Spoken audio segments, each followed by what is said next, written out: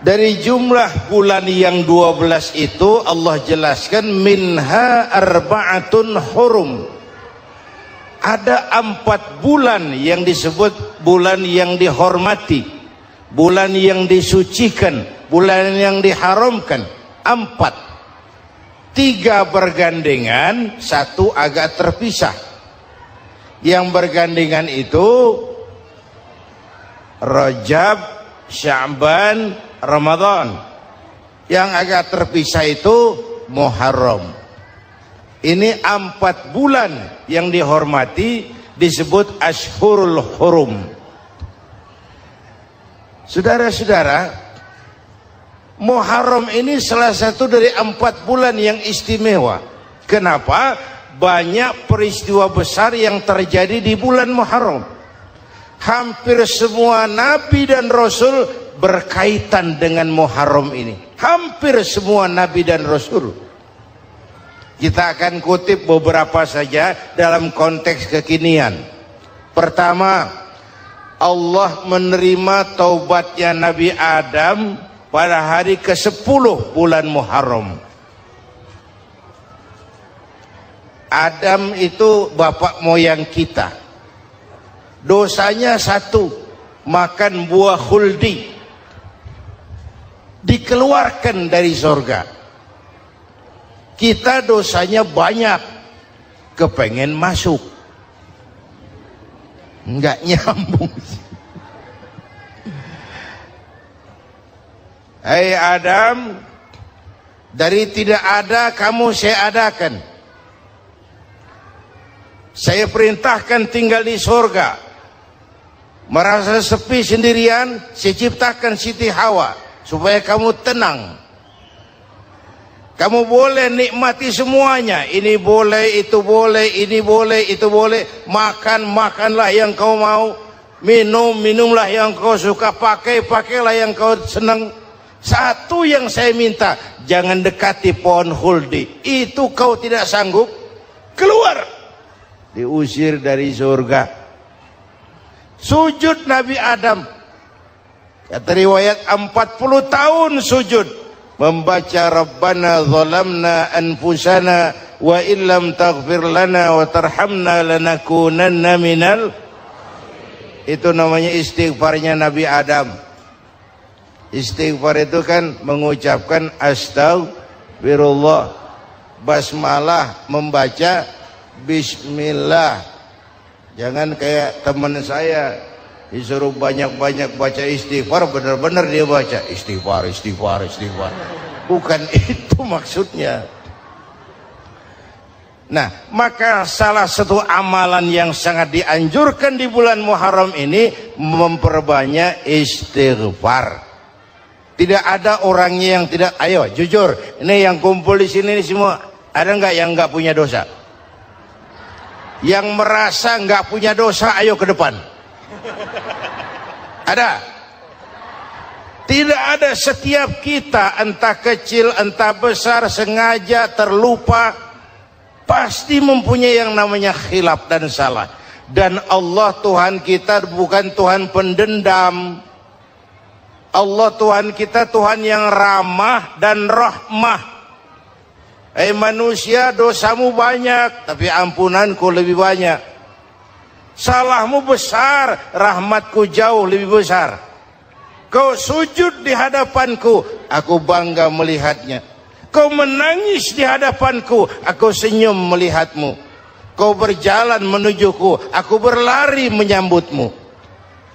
Karena itu amalan yang sangat dianjurkan di bulan Muharram ini memperbanyak istighfar. Itu kalau istighfarnya Nabi Adam. Ada istighfarnya Nabi Yunus. Ibu kenal Nabi Yunus?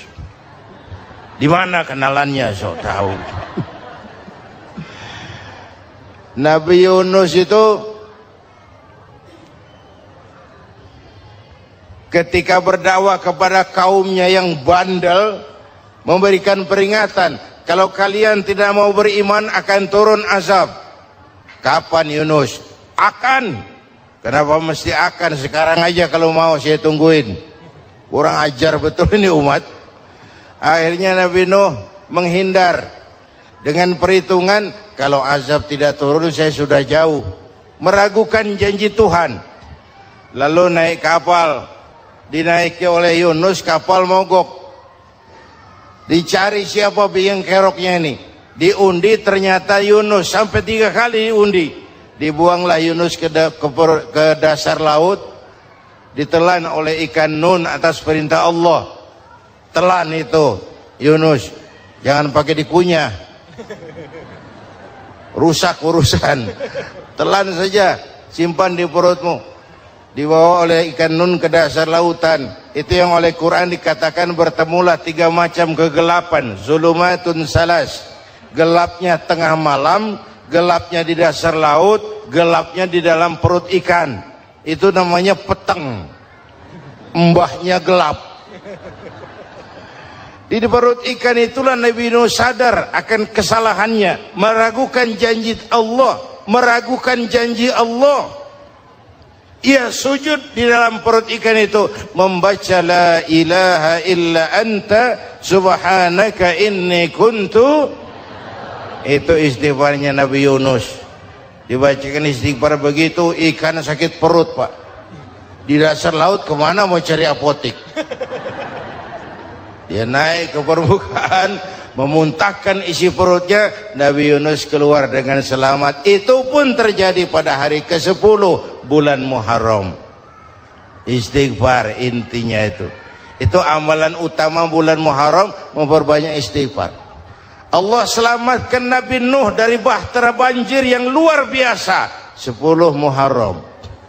Allah selamatkan Nabi Ibrahim dari pembakaran Raja Namrus 10 Muharram. Setelah Nabi Ibrahim itu menghancurkan berhala-berhala, Abrahat pulang mau ibadah, lihat Tuhannya berantakan, marah besar. Siapa yang menghancurkan Tuhan-Tuhan kita ini? Ada yang lapor, kami lihat Ibrahim. Tangkap. Belum ada bukti, tangkap dulu yang penting, bukti belakangan. Tangkap. Wah, dikerahkanlah aparat, tangkap Nabi Ibrahim, disidang langsung oleh Abrahat, oleh Namrus maksud saya. Ibrahim, kau yang menghancurkan berhala-berhala kami ini, Tuhan-Tuhan kami. Siapa bilang? Ada yang lapor. Saya dengar enggak semua berhala itu hancur, ada yang paling besar. Angkat tangan, saya lihat ada kampak di tangannya. Barangkali yang besar itu iseng tuh, yang kecil-kecil dikampakin. Tanya aja sama dia, kamu gila? Kenapa? Masa kami disuruh nanya berhala? Nggak bisa jawab. Nggak bisa jawab. Lah kenapa disembah? Lebih gila mana sih? Tahu nggak bisa jawab kenapa disembah? Kurang ajar kamu Ibrahim. Bakar, dibakar. Ketika Ibrahim dilempar ke kobaran api yang menggunung, Allah perintah api, ya naru kuni bardan wa salaman ala Ibrahim. Hai api, dinginlah sampean. Api Madura waktu itu, Pak. Hai api, dinginlah sampean, selamatkan Ibrahim. Api tunduk kepada perintah Allah. Ibrahim masuk ke kobaran api, selembar rambut pun tidak terbakar.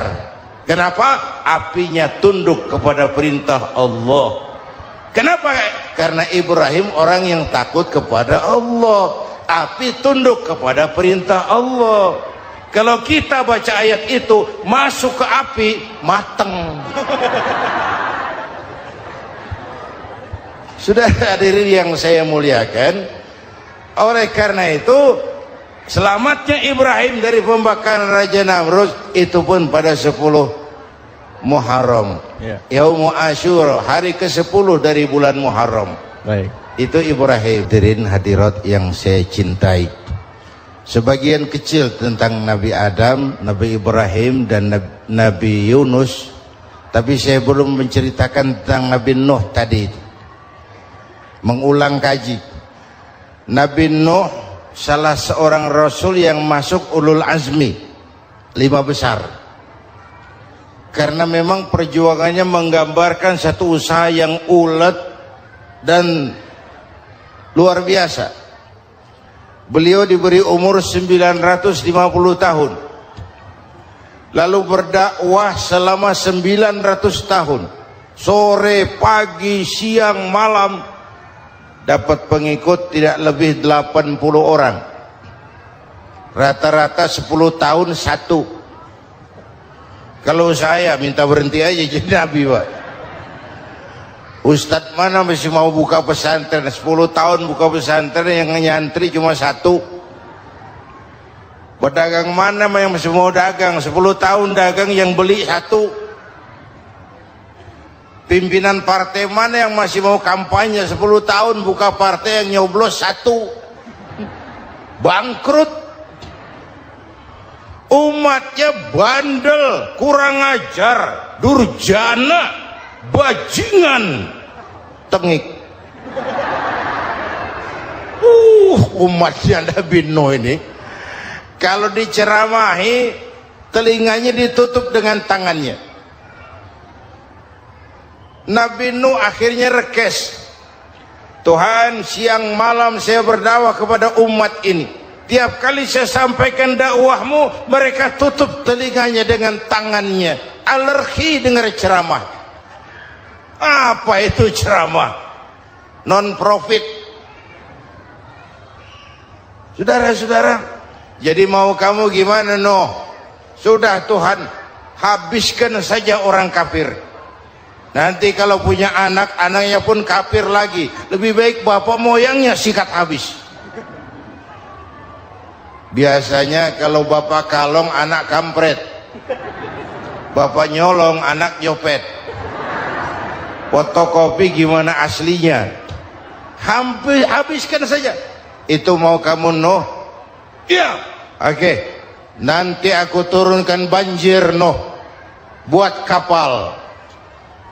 Dengan apa saya harus buat kapal, Nuh? Ya dengan kayu, kata Tuhan. Kayunya dari mana, Tuhan? Ya dari pohon, Nuh. Pohonnya belum ada, Tuhan. Ya tanam dulu, Nuh. Bikin kapal kayunya nanam pohon. Apa artinya? Perjuangan perlu kesabaran.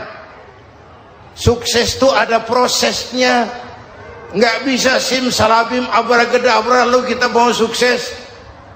Semua ada prosesnya. Walaupun kenyataannya begitu. Sukses banyak bapaknya, gagal itu yatim. Kalau kita sukses banyak yang ngakuin. Yang baru ketemu pakai manggil encing. Ketemu baru, tapi sukses banyak bapaknya. Gagal yatim, gak ada yang mau ngakuin kalau kita gagal itu. Udah bikin kapal dengan kayu di tengah kampung, bikin kapal ini. Bayangkan di tengah kampung bikin kapal, orang kafir makin menjadi-jadi. Lihat Nuh, kenapa? Makin sarap. Bikin kapal di tengah kampung, mau belayar kemana? Tuh lihat, kalau orang nggak tahu tujuan, mountain setengah jalan. Proses yang dinilai bukan finalnya. Ya kayak gitu kesimpulannya. Saya enaknya sendiri. Bikin kapal. Kapal mendekati selesai. Ini orang kafir rame-rame datang ke kapal Nuh. Mau apa? Buang najis. Sakit perut berangkat ke kapal Nabi Nuh. Nongkrong. Dapat 2-3 tumpuk pulang. Penuh lantai kapal dengan najis manusia. Inilah perjuangan. Bukan jalan raya lurus bertabur bunga di kanan kirinya.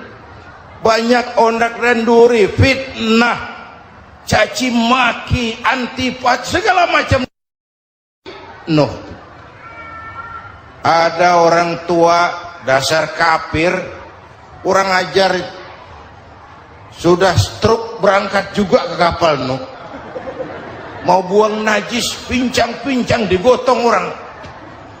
Selesai buang najis dia bangun, mau pulang, pegangan tiang kapal terpeleset jatuh di atas tumpukan najis. Terjadi keajaiban, yang struknya sembuh, lumpuhnya hilang, berangkat digotong-gotong pulang, jalan gagah sekali. Tapi orang kampungnya heran, ente sudah sembuh? Sudah. Berobat di mana? Kok begitu paten? Di kapal Nuh. Masih banyak.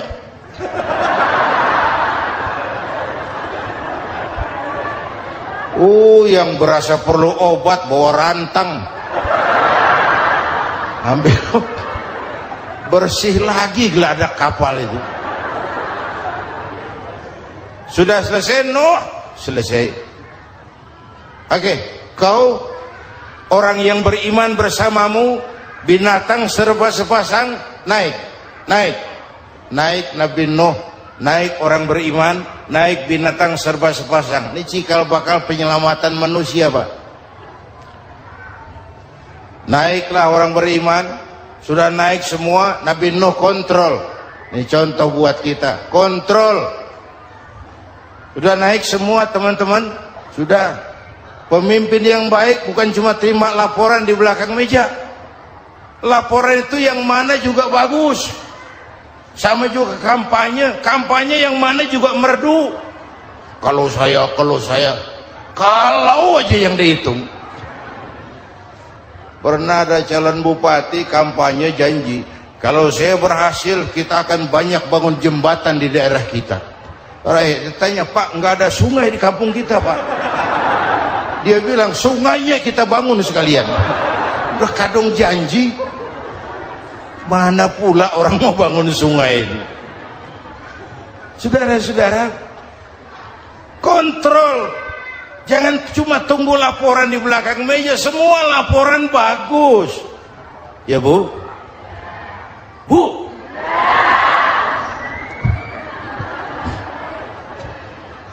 Nabi Nuh kontrol. Sudah naik semua? Sudah Nuh. Pulan bin Pulan naik. Naik Nuh. Paimin bin Tukijo. Naik. Kami lihat naik. Ada orang Jawa juga kayaknya. Ada.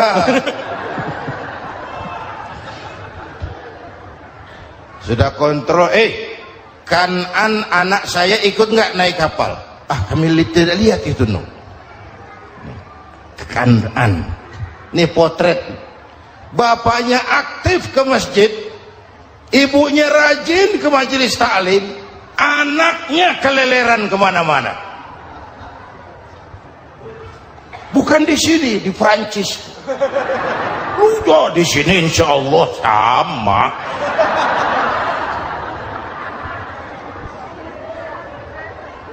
Nuh karena sayang anak, Nuh karena cinta anak, Nuh karena tanggung jawab anak, cari naik ke atas kapal. Lihat Kanan, anak saya, nggak lihat Nuh. Turun ke ruang bawah, periksa lagi. Mang, ayah Kanan di dia. Jamaah Tasik ini rupanya di dalam. Tuh ayah Mang. Ayah kemana ya budak ini? Turun ke bawah, tanya lagi, ono Kanan to? Ora nano raketo. Rombongan Jawa Tengah. Naik ke atas buritan. Dari buritan kelihatan ternyata Kanan tidak ikut naik kapal, kumpul di darat bersama orang kafir. Ini potret kita sekarang. Kumpul sama orang kafir, hanyut anak-anak kita, ditelan budayanya orang kafir, ditelan tradisinya orang kafir, ditelan pergaulannya orang kafir. Nuh karena sayang anak dari atas manggil. Dalam Quran dijelaskan itu. Karena Nabi Nuh di atas, Kanan di bawah, teriak, ya bunayyar kam ma'ana. Begitu dalam Quran ayatnya. Cuma ini pakai gaya memanggil supaya kelihatan ke gambar, kira-kira Nuh manggilnya begitu. Ini namanya gaya dakwah, Pak. Kalau ceritanya datar nggak menarik. maka Nuh memanggilkan ya bunayya arkam ma'ana. Kata yang dengar,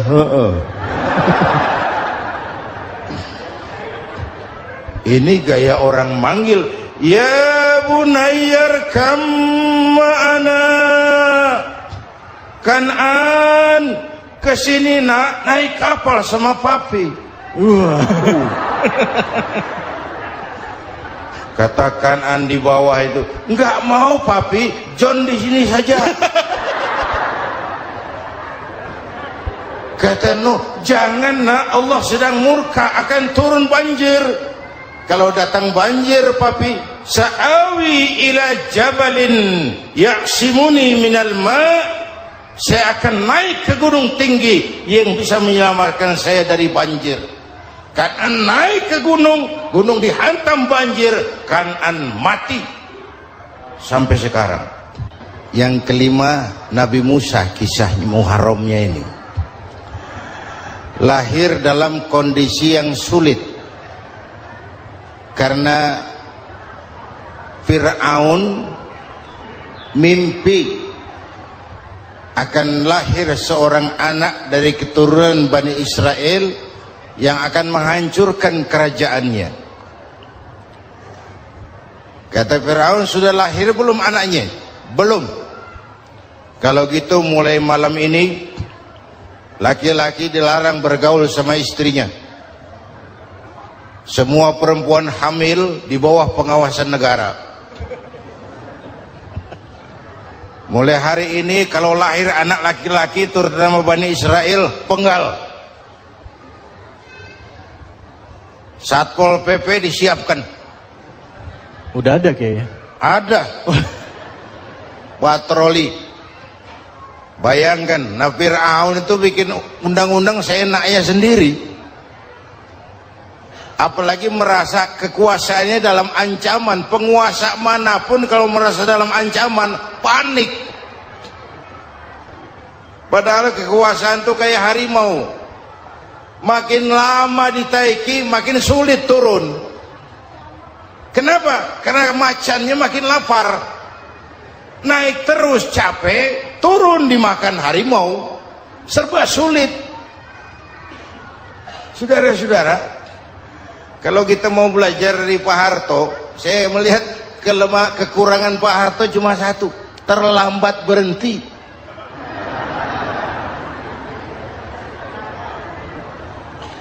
Terlambat berhenti.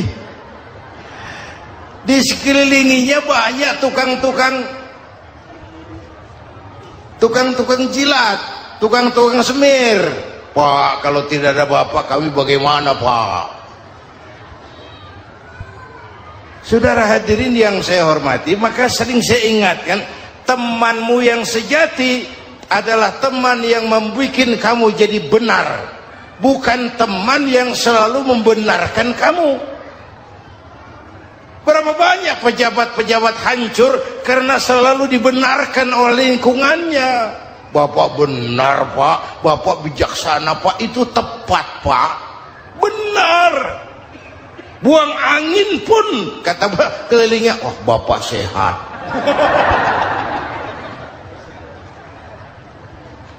Temanmu yang sejati, teman yang bikin kamu jadi benar, bukan teman yang selalu membenarkan kamu.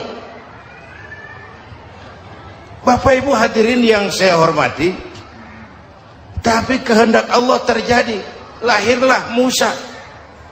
Bayinya dihanyutkan di sungai Nil.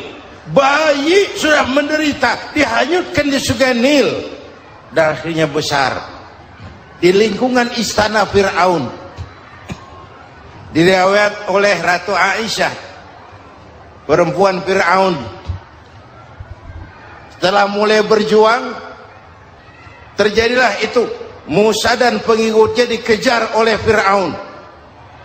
Sampai di tepi laut, Allah wahyukan Musa, lempar tongkatmu ke laut.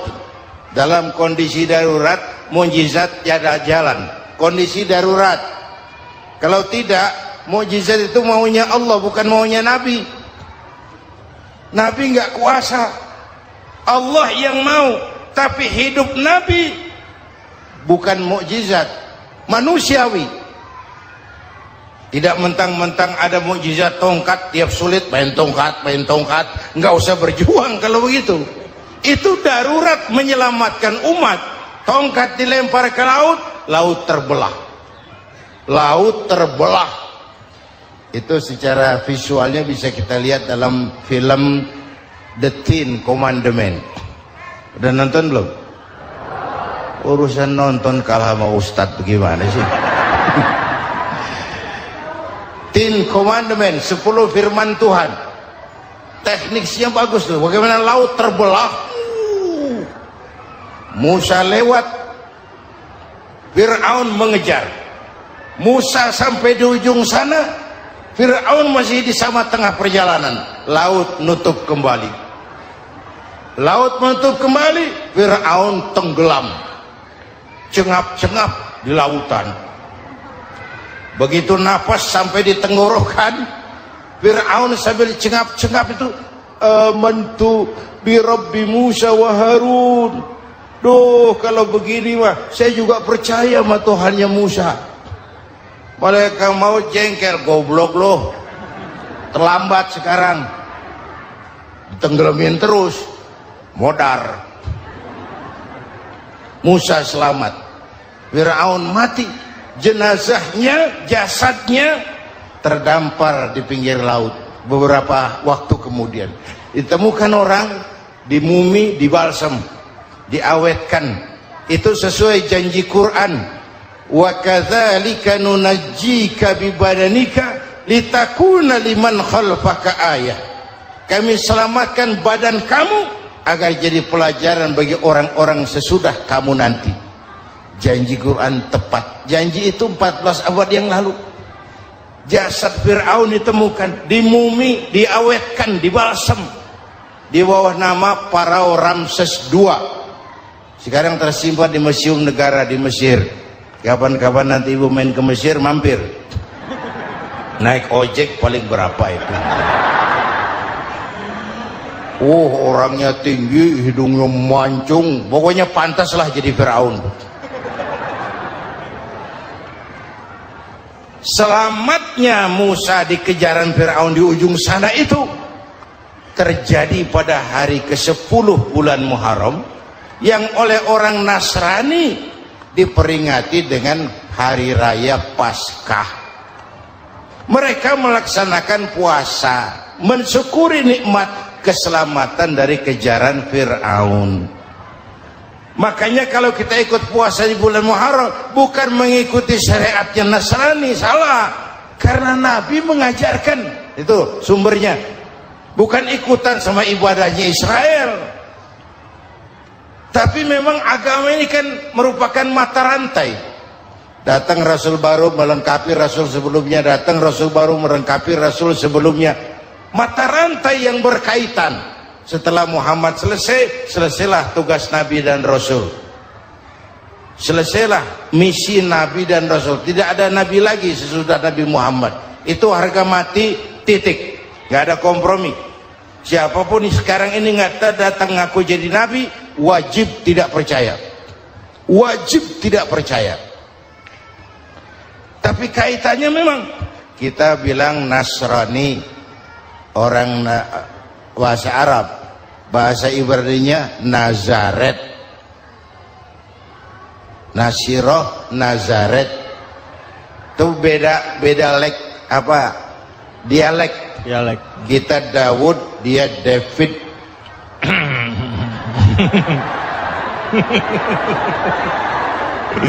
Ibrani. Kita Ali, dia Alek. Kita Sulaiman, dia Solomon. Kita Camat, dia Comot. ini yang ngomong ini comot sembarangan.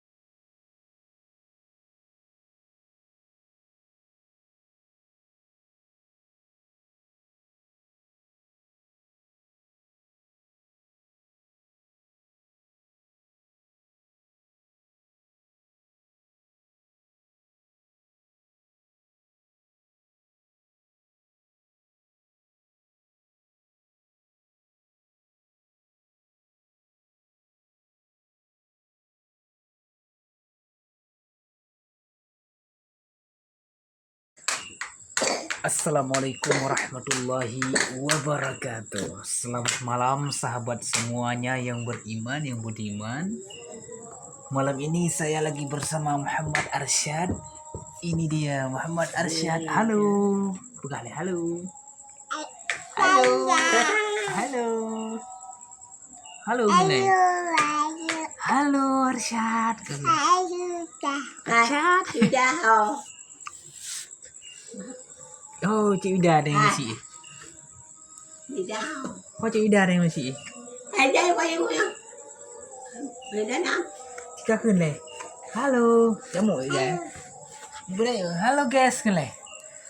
Halo Jess. Apa kabar?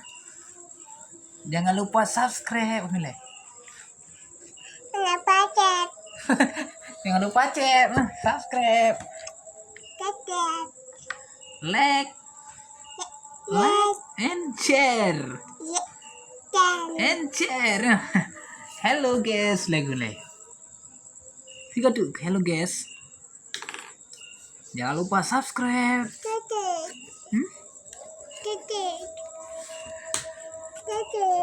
Kasih. Cứ kasih ôi thảm đâu. Cái bang á. Cái bài bang. Allahu Akbar, Allahu Akbar. Jika azan nih kok. Ikun. Allahu Akbar, Allahu